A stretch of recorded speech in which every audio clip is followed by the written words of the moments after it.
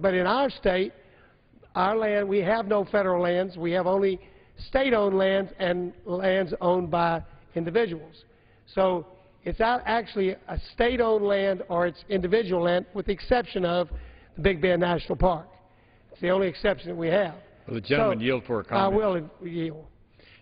Thank you for yielding. I just wanted to point out another statement made by Texas Rangers, and I think Texas Rangers is the finest law enforcement organization in the world, next to Scotland Yard, the two of them.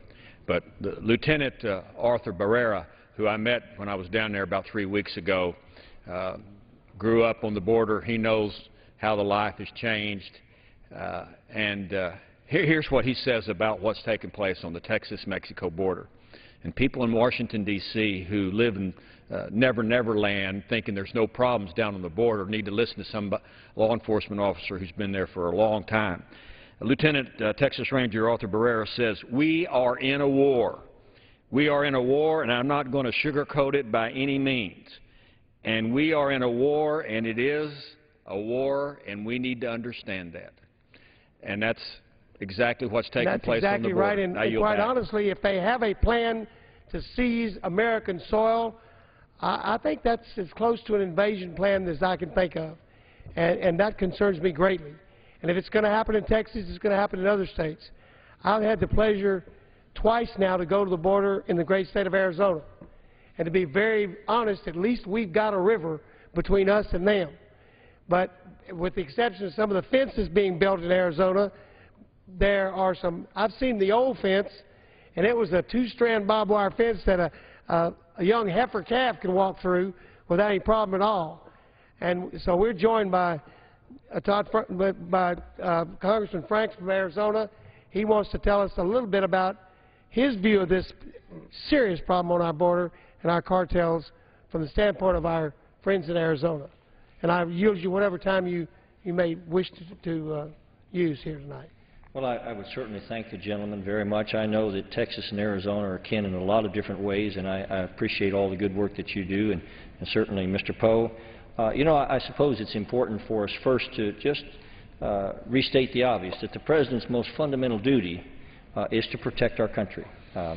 And this recent attempted attack that could have resulted in an act of war if they had been successful, I think it reveals two very glaring examples of President Obama's abject failure to adequately fulfill his responsibility to protect our southern borders and the failure to respond to a terrorist regime on the verge of obtaining nuclear weapons. The main terrorist attempting to organize these attacks on our soil sought to hire members of the Mexican drug cartel known as Zetas. I'm sure you folks have discussed that already, but partly because of their seemingly unfettered access to weaponry. And it's an astonishing irony to me, Mr. Carter, that it was the Obama Department of Justice that was involved in allowing just such weaponry to be walked across the border into the waiting arms of Mexican drug cartels like the Zetas. And yesterday's foil plot underscores the serious nature of the allegations surrounding Operation Fast and Furious. And, of course, I think it's very appropriate that Attorney General Holder has now been rightly subpoenaed.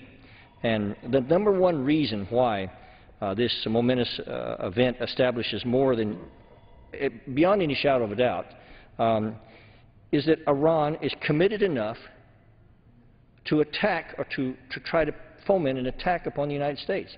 And, you know, there's really only two fundamental components to any threat to our national security. One is intent, and the second is capacity. If this doesn't clarify once again in the starkest terms Iran's intent, I don't know what it will take to wake this administration up. But the frightening part about it is that this same regime has gone on unabated for years now, inexorably and inevitably pursuing nuclear weapons capability, and this administration has been asleep at the wheel. And I can't express to you how dangerous I believe that is. Last year, General David Petraeus announced that Iran was directly assisting al-Qaeda, and shortly thereafter, General Raymond Odierno, now Chief of Staff of the Army, said Iran was funding and training insurgent troop groups in Iraq And furthermore, a report last September indicated that Iran was also funding Taliban efforts to kill American troops in Afghanistan. This is a pattern here. And if they are committed enough to try to foment an attack here and literally try to blow up the Israeli embassy here, or to kill the Saudi Arabian ambassador to the U.S., let me suggest to you that the intent is so clear that our entire focus now should be upon dealing with the capacity. And this administration should have the courage now to take this moment to stand up and say to the whole world that America will not let Iran gain nuclear weapons with which to threaten the entire human family, even if it means a military response on the part of the United States. They need to make that very clear, and this is the moment to do that. Because I would suggest to you that there's an effort by Iran to create a hegemony in the Middle East that's causing a lot of the Middle Eastern countries now to flock to Iran's side out of absolute sniveling terror that Iran will gain a nuclear weapons capability. And I would just say to you, if Iran does do this, not only will it change the history of humanity, not only will we all be stepping into the shadow of nuclear terrorism, but history will record that this president was the one that stood by and allowed that to happen. And I would suggest to you that that is a complete abrogation of presidential duty. Perhaps this president would do better if he were able to focus on the threats of our nation without being so busy apologizing for America at every opportunity. It's been reported at the State Department under Secretary of State Hillary Clinton that they called to express condolences to the family of al-Qaeda propagandist Samir Khan, who was killed in the same attack that took out Anwar al-Awlaki. Now, it's a difficult thing to say or ask, but I just wonder if the Obama State Department called all of the families of the victims of the terrorism that these two men fomented in the world, especially those perhaps who died at Fort Hood. And so I'm astonished that this president is so busy apologizing to the families of terrorists that I wonder if he has time to defend this country.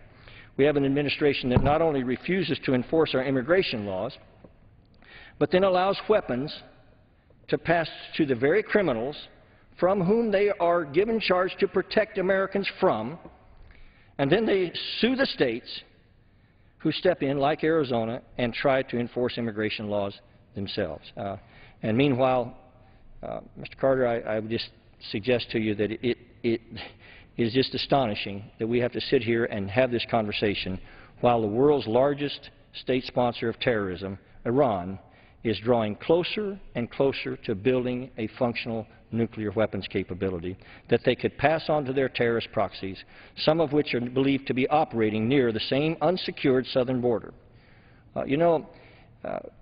Just the fact that Iran was willing to try to bring in the Mexican drug lords, the Zeta gangs, is proof that they're willing to try to pass some of their deeds off to proxies. Now, if that becomes a nuclear weapons capability, then the world's in trouble. And there's just no way I can conjure words strong enough to describe the insanity of this administration's lackadaisical, irresponsible approach to national defense. I wish I could. Reclaiming my time for a moment, you paint a pretty severe picture, which I agree with. And think about this. Part of the contract that they were trying to make with the Zetas was to bring into this country explosives, supposedly to set plant a bomb in a favorite eating place here in Washington, D.C., and blow up that place in order to kill the ambassador. Now, let's just assume for the sake of argument that something like C4 they were going to smuggle in here. If they can smuggle C4 across the border in from Mexico and transport it across the country to Washington, D.C., once they develop a tactical nuclear weapon in Iran, what's to prevent them from smuggling a tactical nuclear weapon into the United States? I would argue nothing. Well, and if the gentleman would yield, I serve on the Strategic Forces Committee and am familiar with some of the designs of our nuclear warheads, and this is certainly open source material. But the fact is that a couple of people in a large red wagon can pull a W-88 nuclear warhead across the border if they wanted to. And people say, well, how could they ever do that? How could they ever bring a nuclear warhead across the border? Well, and the remark that I think clearly illustrates the significance of the possibilities, maybe they could just hide it in a bale of marijuana. Yeah. That would help them get it across. So the fact that that terrorists are beginning to move in this direction, where they're getting so bold that they're willing to try to foment attacks on American soil, let me suggest to you that it's very late in the day, Mr. Carter, and I think maybe we miss one other point, and that is that in blowing up the Israeli embassy, that would be an act of war against Israel, because that would be Israeli soil in terms of our entire architecture for diplomacy. And yet there was no hesitancy on the part of these terrorists to try to foment exactly that outcome. And again, if it had occurred, if they had been successful, it would have been nothing short of an act of war on the United States. And yet this administration is strangely quiet. And I wonder what this body should do to try to wake up this administration. Reclaiming my time, I think that what we will hear is this is as what we have heard before in the past. This is a law enforcement matter being handled by the FBI and law enforcement, and it will be handled accordingly. Yeah. That's what I think we will hear from the administration. But this is a threat to the national sovereignty of this country, potentially the national sovereignty of our friends from Israel and our friends from Saudi Arabia. This could have been the major incident that set off a chain reaction that could have done who knows what to the future of mankind. And these crazy people would do that using a criminal element that is smuggling horrible drugs and people for illicit purposes into our country every day. And you're talking about the marijuana loads. They pack hundreds of backpacks across the border loaded with marijuana almost daily.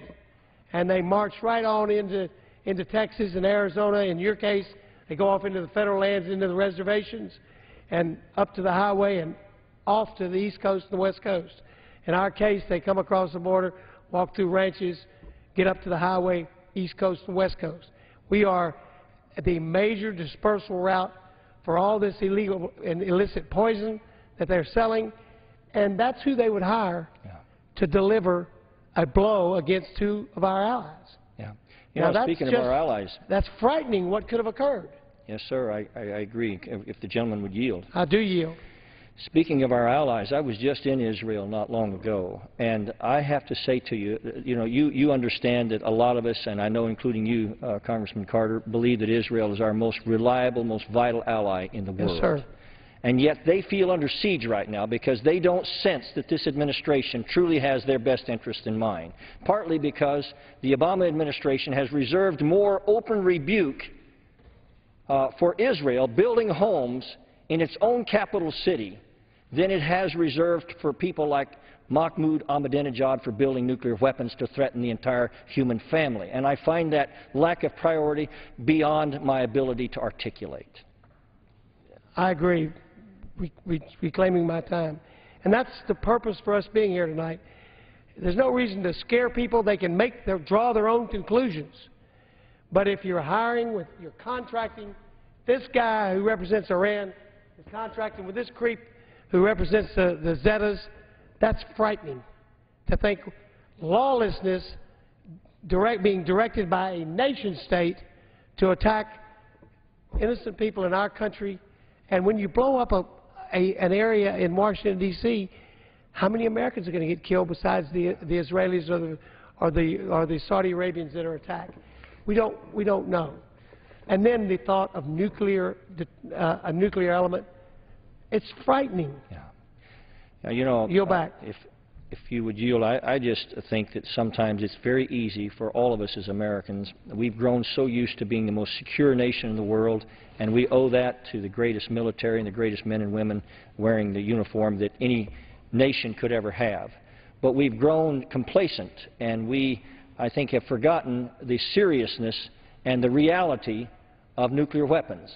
And we're living in a world now where countries like Pakistan have a major arsenal. If there is some sort of breakdown in the hierarchy in Pakistan, or if Iran gains nuclear weapons, there's a lot of very dangerous circumstances facing this country. And I just think that somehow the lack of priority frightens me, because this administration seems so focused on so many other things rather than doing what's necessary. I haven't heard the outrage from this administration, even related to this Iran-Mexican drug cartel effort. I haven't heard the stringent outrage that you hear on a lot of other issues that they put forth. And I just suggest to you, Congressman Carter, that I hope the people of this country will somehow let their members of Congress and their President understand that the first responsibility we all have to offer them is security.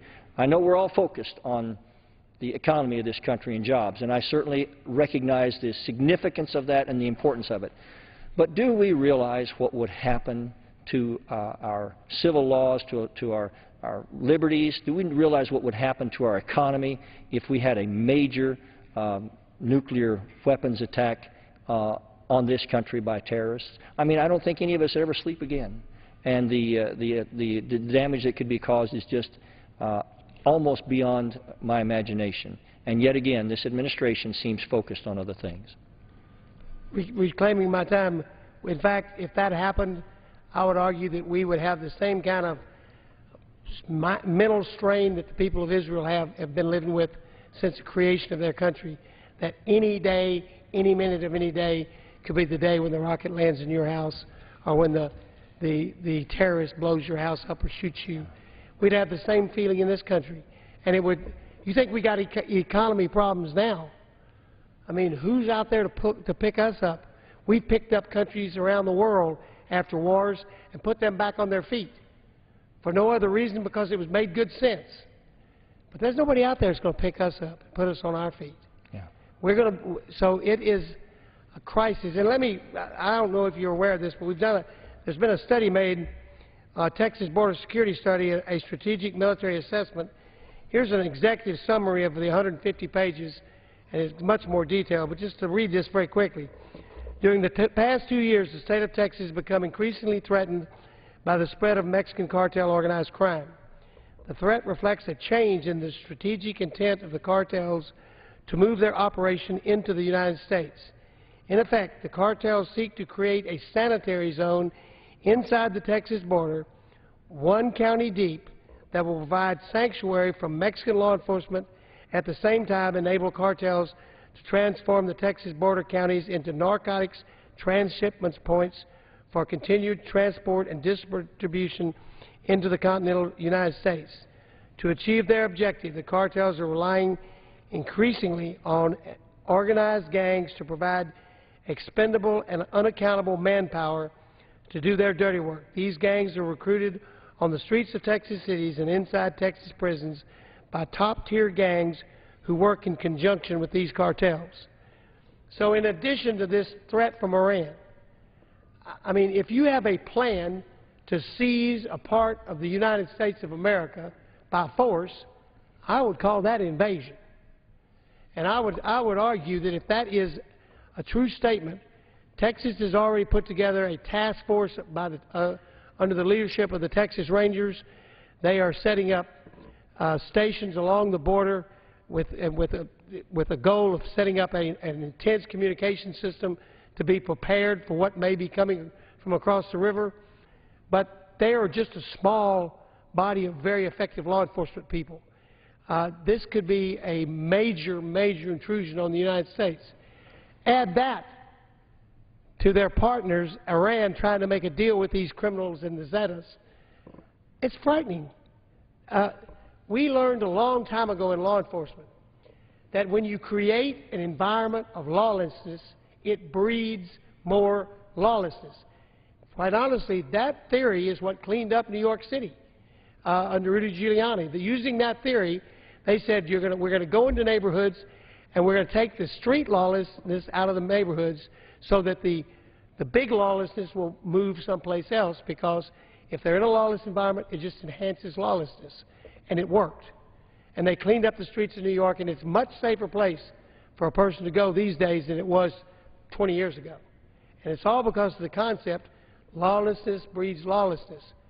Because we were allowing laws to be violated on our border, from Brownsville all the way to San Diego, then we basically created, by our own efforts, by not enforcing immigration laws, not enforcing the sovereignty of our country, we created a lawless area before the cartels got there.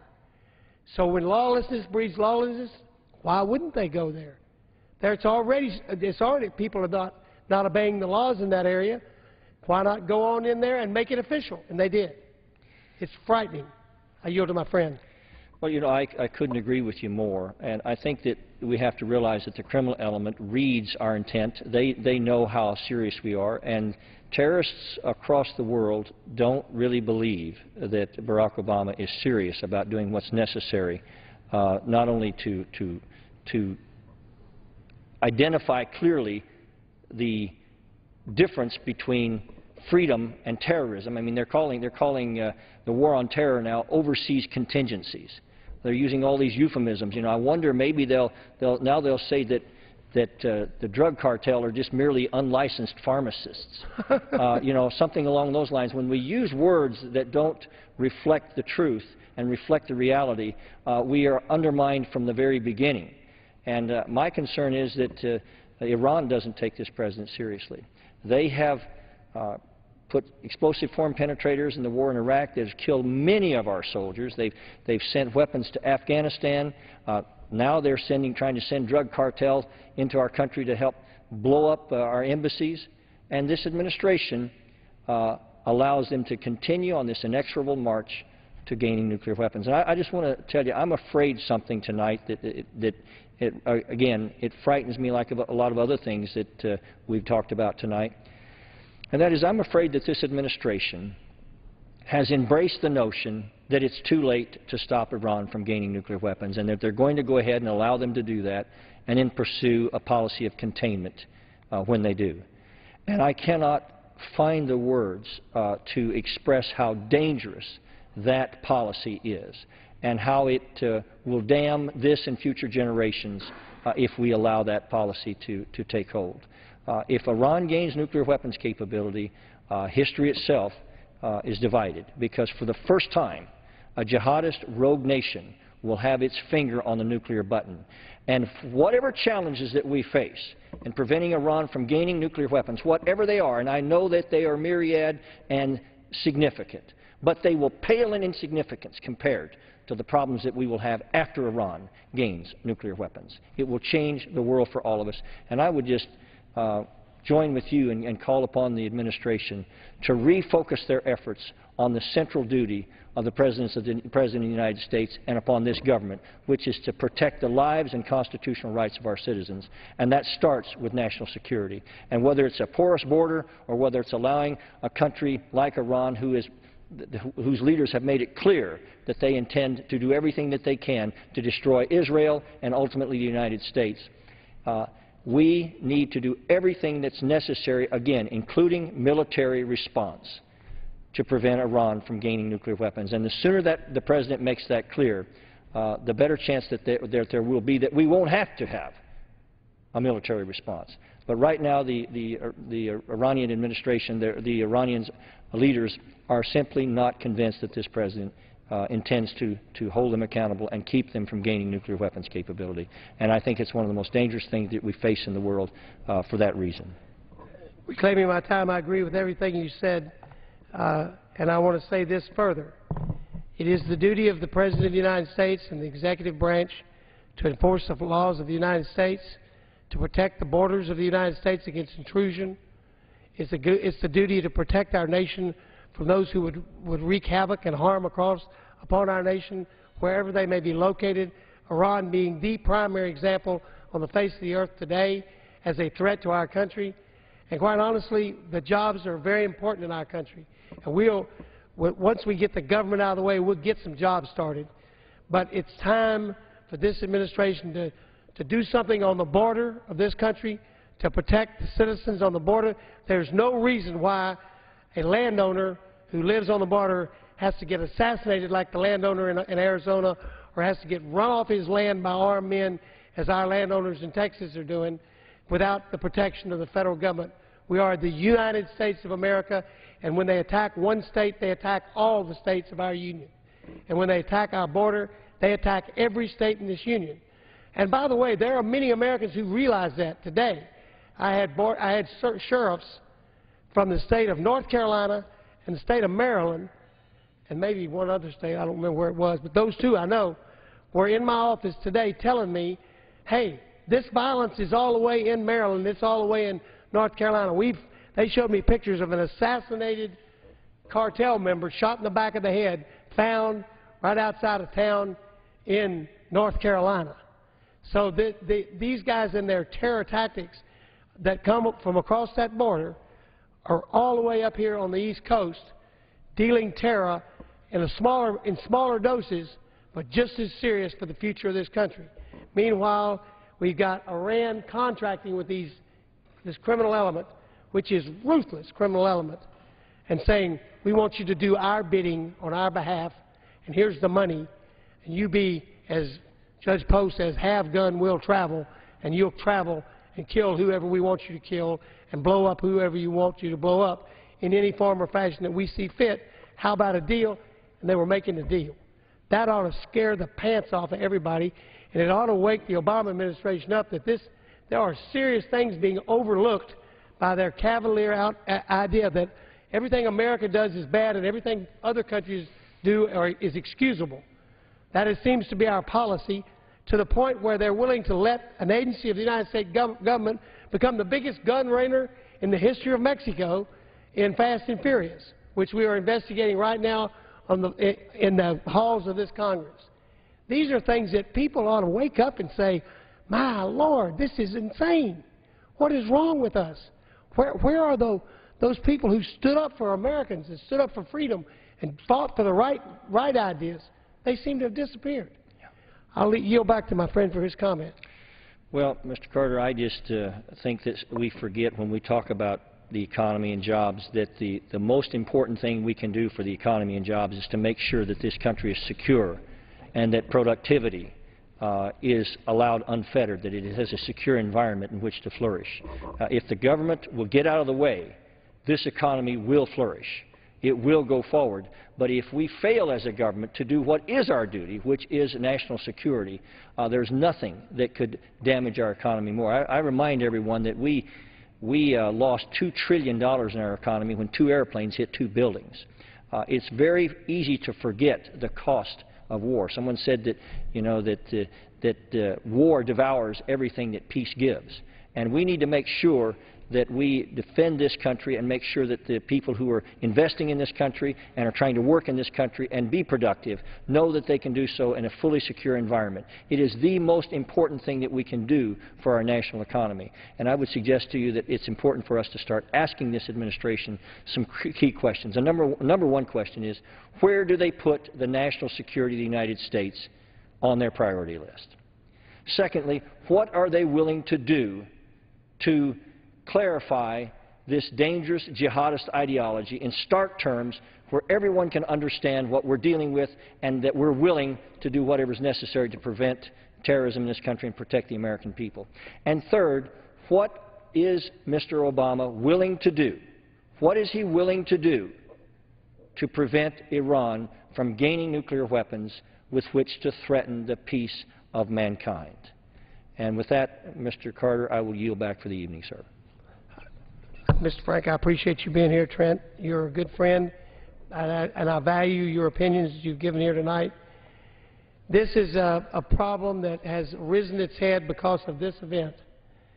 It's just that we could talk for days about this because it is so serious to the future of the welfare of every American citizen. And to think that any enemy of our country is contracting with a criminal element that has a track record thus far of killing 44,000 people, many of whom were just bystanders, just in an event, in an ongoing event of driving their illegal operation. If they get involved in international terrorism, heaven help us. and I hope that heaven will, and I hope this administration will take a hard look at where they're going to be willing to draw the line and say, we're not taking this anymore.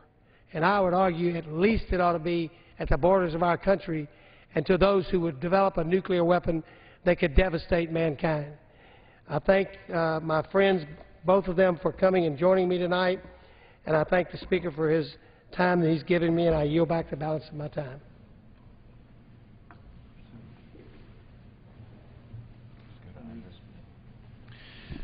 Under the Speaker's announced policy of January 5, 2011, the gentleman from California, Mr. Garamendi, is recognized for 60 minutes as the designee of the Minority Leader.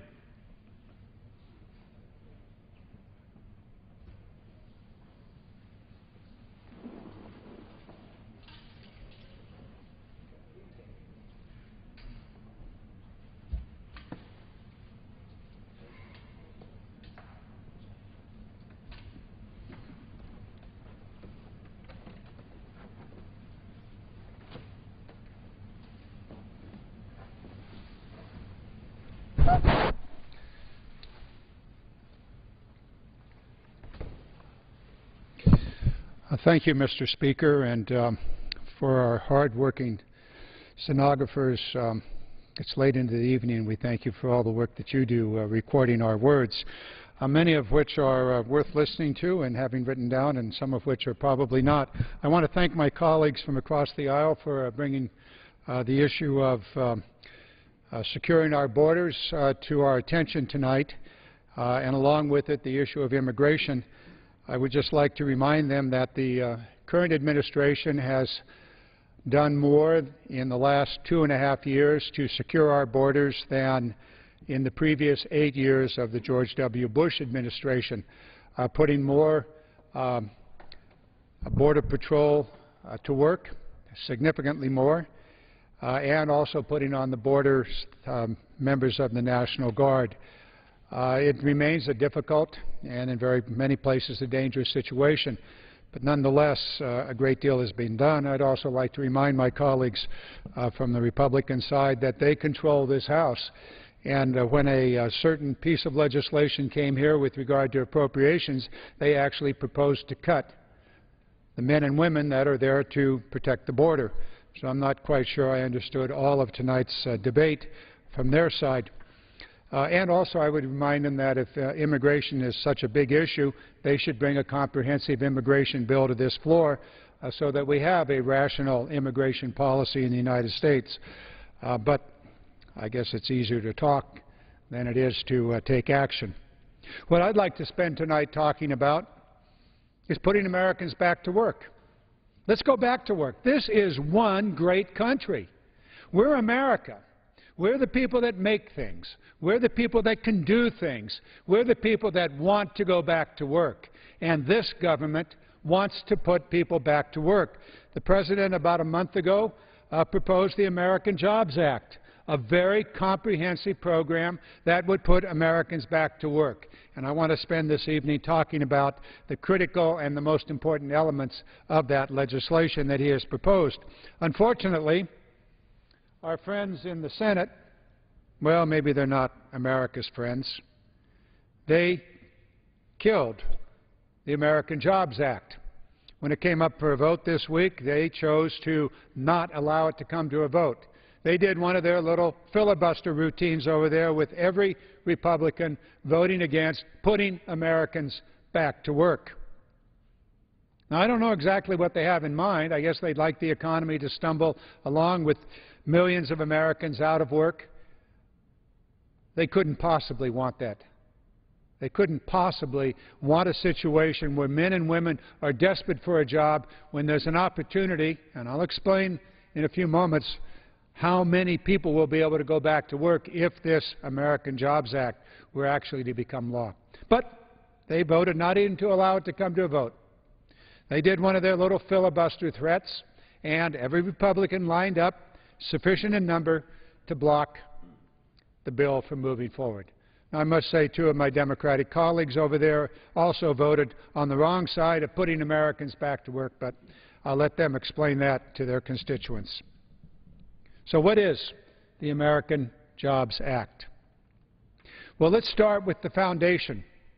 The foundation of any economy is the infrastructure. It is that part of the structure of an economy that is the foundation. It is the transportation system. Infrastructure are the sanitation and the water systems and the modern communication systems. In the President's American Jobs Act is $50 billion in addition to what we're already spending to build the bridges, to repair the roads, to add to the transportation systems, the light rail, the heavy rail, the Amtrak systems, to move Americans and also to move communication, modern communication system. $50 billion. What does that mean to my state of California? Well, it's $4 billion right up top. It's 51,500 jobs that could begin the day after this House, the Senate, sends to the President the American Jobs Act. $50 billion, 51,500 jobs for California, building the foundation of economic growth. In addition to that, the President proposed a $10 billion capitalization of an infrastructure bank in which pension funds from around the nation could then invest in that infrastructure bank more money for those projects that are not earmarks, not political, but rather jobs and programs that are actually needed in communities, that have the ability to repay the loans that the infrastructure bank would make. Another key element, let me just put up a couple of things here that really build an economy.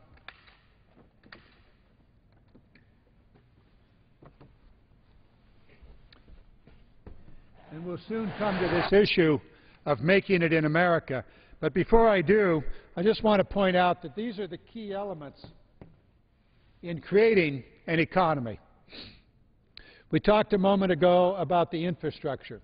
It's down here at the bottom, not for any reason other than that's the foundation. So the infrastructure. The other thing that's in the American Jobs Act deals with this education.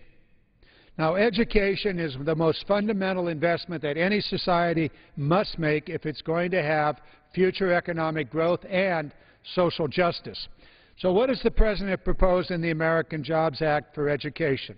How about putting 280,000 teachers back to work the day after this bill passes this Congress and the Senate and signed by the President? 280,000 teachers in the classrooms teaching our children, preparing them to compete in the world's economy.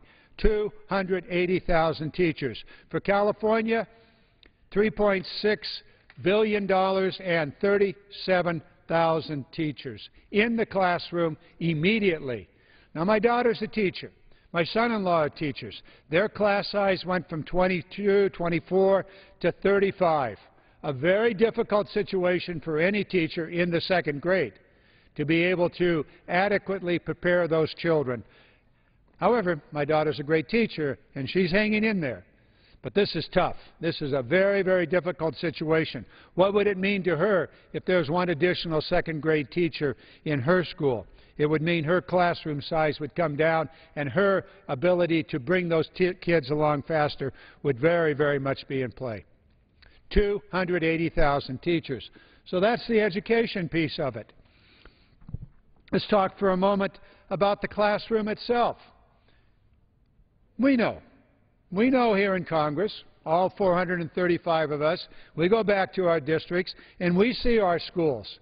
The parents out there, they know their schools need to be renovated.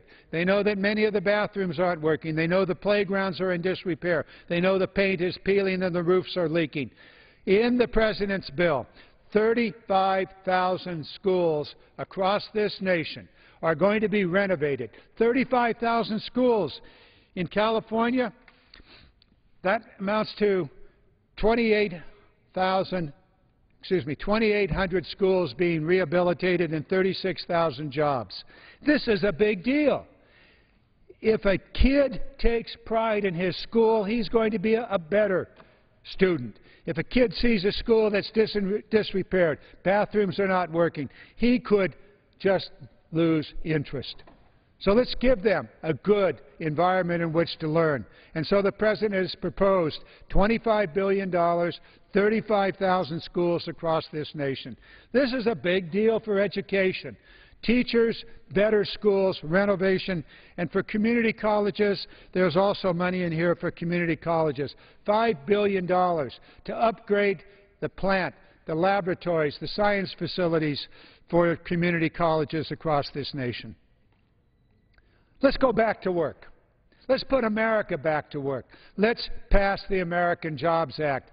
The Senate, you haven't helped. In this House, in the House of Representatives, the Republican leadership refuses to even bring this bill up for a vote, even bring it to a hearing in any of the committees. They simply say no. So what's their solution? What's their solution for putting Americans back to work? Well, thus far, it's been to cut budgets to lay people off all across this nation. How's this going to get paid for? It's fully paid for. This is not going to be borrowed money. This is not going out and borrowing money to create jobs here in the United States, fundamental investments that we need to grow the economy. This American Jobs Act, just under $500 billion, is fully paid for. It's paid for by fairness. Finally, some fairness in our tax policies. No longer are the super rich in this nation going to be able to skip out of their share of carrying the burden of America. No longer are we going to see situations in which the top 1% of America continue to acquire more and more wealth at the expense of the rest of this nation. The President and the Senate Democrats, and I credit them with this, positively credit them with this, have said that let's allow the millionaires to share in putting Americans back to work. They certainly have benefited significantly over these years. They will have their opportunity to pay their fair share and put Americans back to work. Now, on tax policy, there's another thing here. Some are going to pay more. Those millionaires who have more than $1 million of annual income, yes, they'll pay more. However, the working men and women of America, the 160 million working men and women in America, are going to get a tax break. They're going to see one-half of their payroll tax reduced, about $1,500 per person. This is a big deal. To have an extra $1,500 in your pocket, will be able to pay your mortgage, buy food for your kids, be able to go out and maybe replace that refrigerator that's broken. 160 million Americans are going to get a tax break when their payroll tax is reduced. Now, what about the businesses of America? We hear a lot of talk from our Republican friends about protecting small business. The American Jobs Act provides 98% of the businesses of America with a 50% reduction in their payroll tax. A 50% reduction in their payroll tax. That's more in California. 710,000 businesses will see a 50% reduction in their payroll tax. That's a big deal. That's money that those businesses can then use to hire new workers. And if they hire a new worker, guess what? The President has proposed that if they hire a long-term unemployed worker, they will have a $4,000 tax credit. A tax credit. That is money right off the bottom line that they don't have to pay to the government, a reduction in their taxes. And if they go out and they hire a injured veteran coming home from the wars in Afghanistan or Iraq, they will get another tax credit. And if they hire a long-term unemployed person, similarly, very strong incentives in this legislation for employers to hire the unemployed, to hire our heroes who are returning from the wars, some injured, giving an additional incentive to hire those people. And let's understand that they do come back with skills, not just skills in war, but skills in communication, skills in repairing machinery. These are vital skills that most businesses in the United States need. So when we look at the American Jobs Act that the President brought here to this House with a speech standing right there, a speech to the joint session, and he said, pass this law. Let's go back to work. Let's go back to work to America. We are a strong, vibrant nation. We're a nation of workers. We're not a nation of slackers. We're a nation that wants to work. And what we need is a government that's willing to help Americans go back to work. And that's what the President has proposed in the American Jobs Act. So where is the American Jobs Act? Died in the Senate early this week. Did it die? I don't think so. Americans are rising up across this nation. They are in the streets. We often talked about the Arab Street and the Arab Spring. Well, this is the autumn in America. And Americans are back in the street, and they are demanding jobs. They're demanding fairness in their tax policy. They're demanding that Wall Street bankers get with the program of putting Americans back to work. Stop playing your games in all of your derivatives. Stop all of those computerized trading games and make the loans. Make the loans to American businesses. That's what the people in the streets are saying. They want fairness in this system. They want a job. They want to be able to get an education. And they want this government to do the kinds of things that the President has proposed in the American Jobs Act. Education, teachers in the classroom, renovating the schools, building the infrastructure, putting this nation back on its feet. That's what we can do, and that's what we must do. Let's take a look at the other things that are necessary if America is going to make it. If America is going to make it, we must once again make it in America. Make it in America. This nation is still, even though we have lost more than half of our manufacturing jobs in the last 25 years. That's right.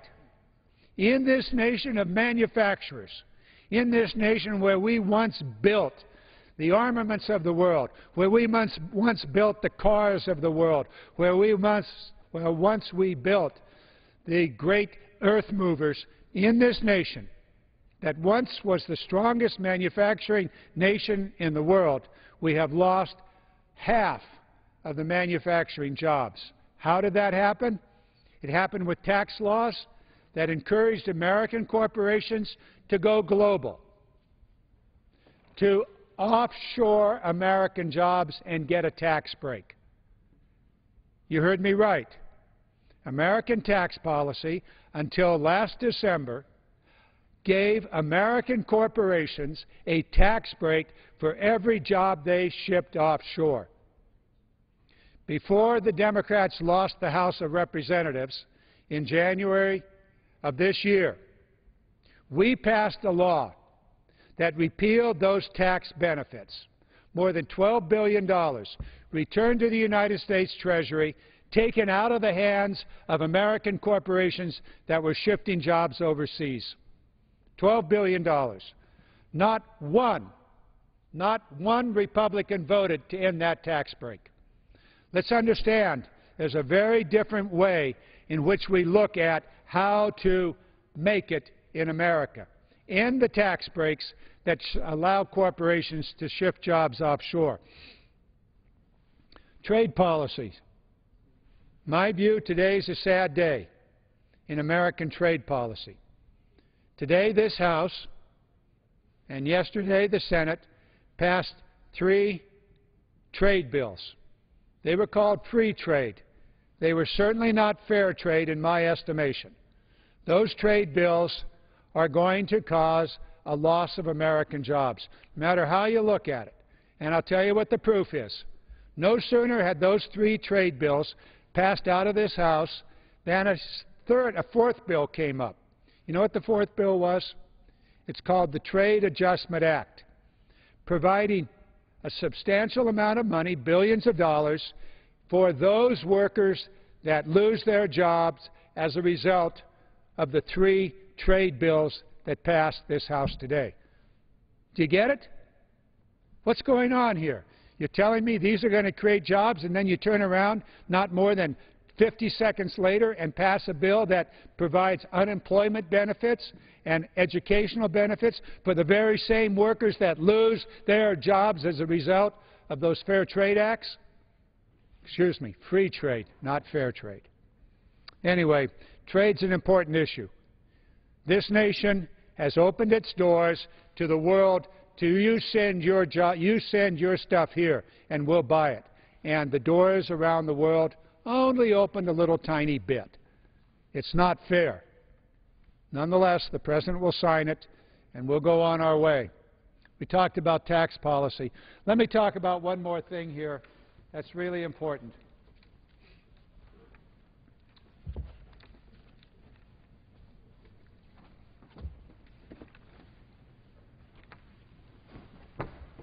Here we go. I think I'll leave that up there. Again, it's tax policy.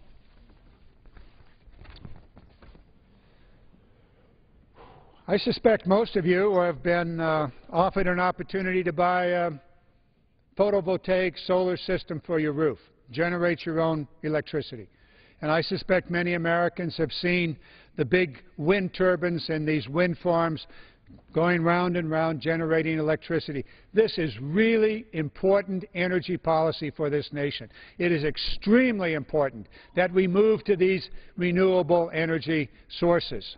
However, it is part of the American energy policy to encourage investments in solar and wind and biofuels and other kinds of renewable energy, and we do that in a variety of ways. We do that by loan guarantees. We do that with direct subsidies. We do that with tax credits. All of those are our tax money being used to encourage the appropriate and correct energy policy. However, there's one thing missing. Where are those pieces of equipment made? Where is our tax money going? Where is it going? Is it going to American-made solar panels? American-made wind turbines? Or is it going to solar panels that are made in China? Or Germany, Korea? Where are those solar panels made? And where is that gigantic wind turbine made with blades that are 300 feet across? Are those made in America? Our tax money is using to buy it. This is my legislation, House Resolution 487.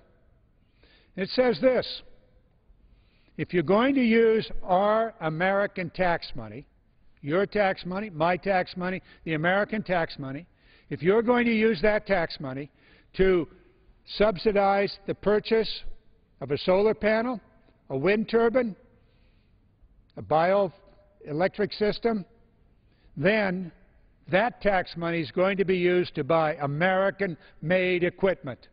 We're going to make it in America when we use our tax money to buy American-made equipment. That's what this bill does. And I think we ought to be passing this along with the American Jobs Act. If we're going to go out and spend $50 billion on infrastructure, then it ought to be American-made concrete. It ought to be American-made steel on those bridges. It ought to be American-made, and we can make it in America if we have the right policies in place. A couple of more things.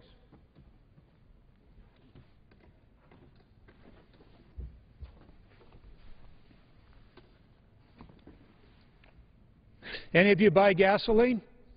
Any Americans out there buying diesel fuel for their trucks or their pickups or cars? When you do, you're paying a tax. It's the excise tax on fuel. little over, about 16 cents for 18 cents for gasoline and 24.5 cents, 25 cents for diesel fuel. So every gallon, you're paying a tax. Where's that tax money go? It goes to build your highways, to repair your highways. It goes to build your bridges. It goes to buy trains, locomotives for Amtrak. It goes to buy light rails for San Diego, heavy rail or transit systems for Washington, D.C. That's where the money goes. And we need it. We need that money to be spent on our basic transportation systems, whether they are the rails, the concrete for the highways and the bridge, or the steel for the bridges, or for the buses and trains that we travel in. However, is that money being used to purchase American-made concrete, American-made steel for the bridges? Is it used to buy American-made buses, American-made trains, locomotives, light rail systems? Not always. But if my legislation, H.R. 613, becomes law, it will be American-made, and once again, we will make it in America because we're using our tax money to buy American-made equipment. We can put Americans back to work, and we must put Americans back to work. We can do these things. We can use our government in coordination and cooperation with the private sector to build this nation once again, to build the infrastructure of this nation, to educate our children, to do the research that's necessary for tomorrow's innovation. We can do this. We can use our tax money wisely to buy American-made equipment, American-made buses, and steel. We can do it. But we need good laws to do it. We need wise laws to do it.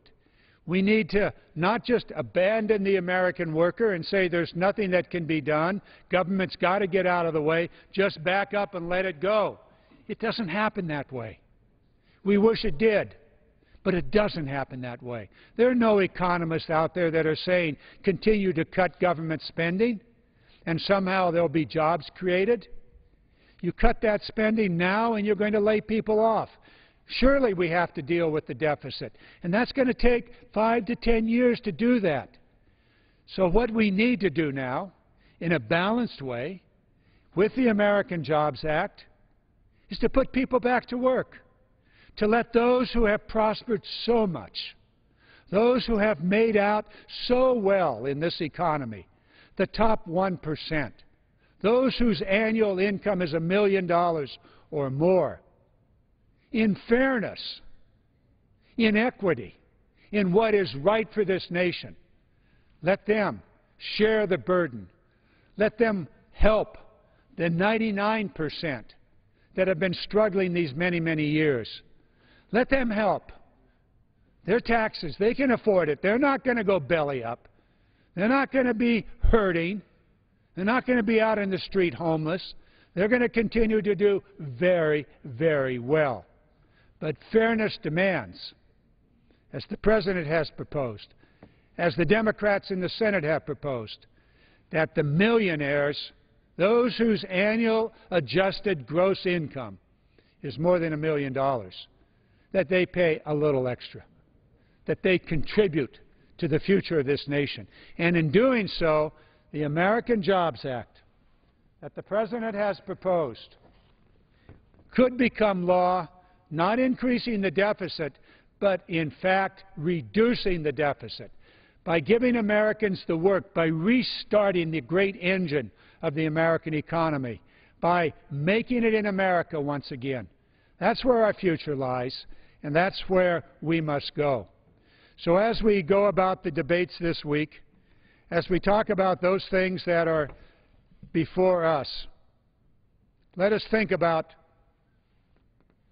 making it in America.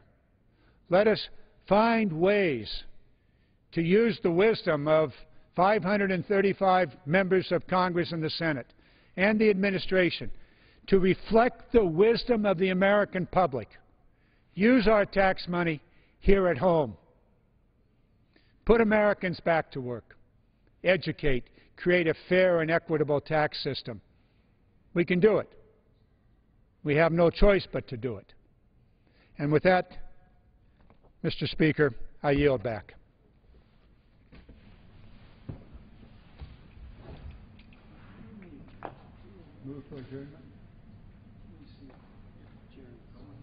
We have 2 half hours. Mr. Gilbert's not coming, but I know Mr. Frank is hustling.